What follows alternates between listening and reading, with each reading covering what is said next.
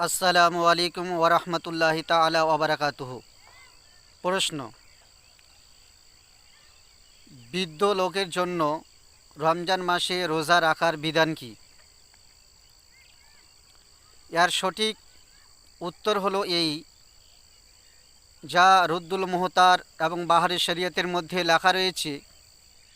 বৃদ্ধ ব্যক্তি যদি রমজান মাস যদি গরমের সময় হয়, আর ওই ব্যক্তি যদি রমজান মাসে গরমের সময় রোজা রাখা তার জন্য কষ্টকর হয়, আর শীতকালে তার জন্য রোজা রাখা যদি সম্ভবকর হয়, তাহলে শরীয়তের মাসলা হলো এই, ওই বৃদ্ধ লোক গরমের সময় রোজা রাখলে ক্ষতি হওয়ার দরুনে শীতকালে সম্ভব হলে ওই ব্যক্তির জন্য ফরজ হলো সে ব্যক্তি রমজান মাসে রোজা শীতকালে রাখবে।